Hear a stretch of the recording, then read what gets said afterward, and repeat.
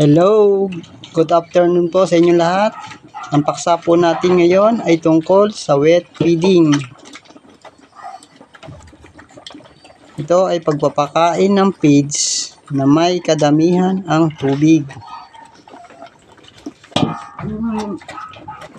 Ang timpla po nito ay feeds at tubig.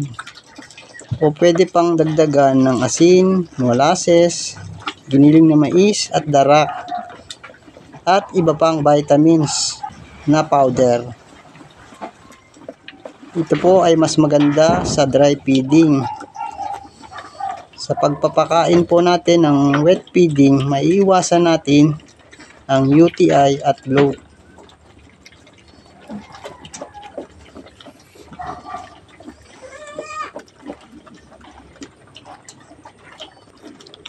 Sa sistemang ito, sabay natin ginagawa ang pagpapakain ng feeds at pagpapainom.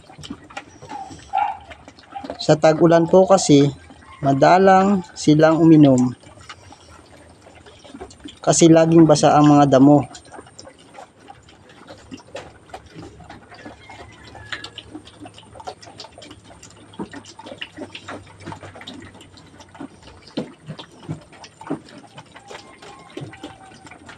Sa katulad ko pong magkakambing, dapat po natin pinapakain talaga ng kahit konting feeds ang ating mga alaga.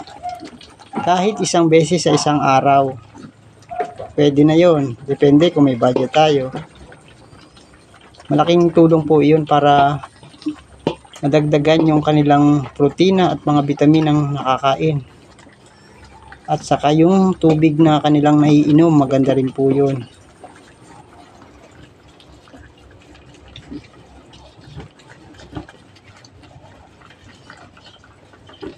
Yan po, oh. Ganyan sila kalakas, kumain at uminom. Ubos ang isang palanggana. Simot. Hindi na po yan wet. Dry na po yung planggana. Saka simot nila. Ito po yung mga sangkap na ginagamit natin sa ating paggawa ng wet feeding. Ayan po yung feeds, molasses, saka asin. Pwede rin po natin lagyan niya ng giniling na mais, yung pollard, at darak, at saka yung powder na vitamins.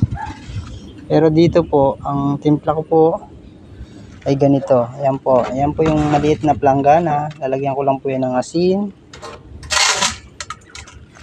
at ng feeds. Ayan po yung karaniwang timpla. Pag hindi po available yung mga darak at iba pang kung wala kang molasses, okay na po yan. Tubig, asin, saka yung feeds.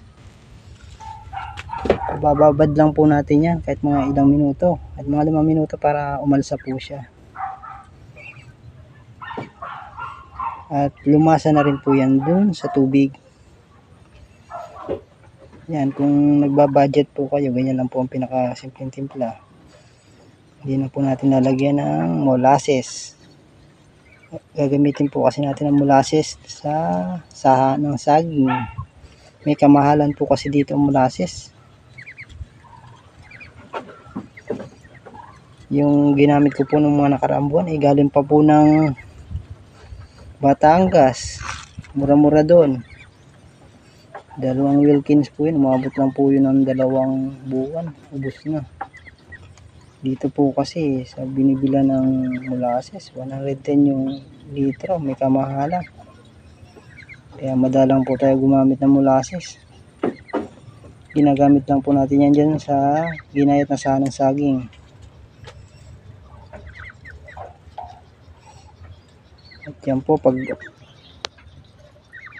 namaga na po yung feeds at alasado na, pwede na natin yan ibigay sa ating mga alaga. Yan po si Tisay, ang pinakamatakaw sa lahat ng kambing dito.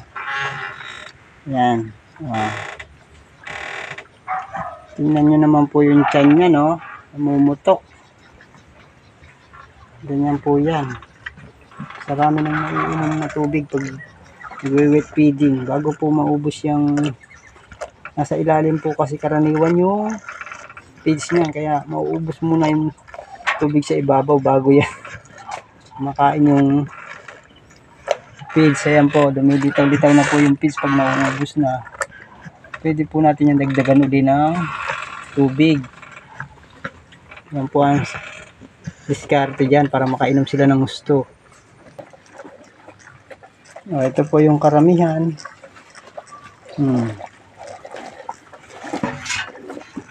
Ayan. Higop-higop muna po ng tubig. Yan ang kanilang ginagawa bago sa huli yung pinakamasarap na feeds ang kanilang makukuha. Yan po. Okay, may natutunan po kayo sa topic natin ngayon. Kung may katanungan lang po, mag-comment lang po sa ating channel at mag-subscribe na rin po.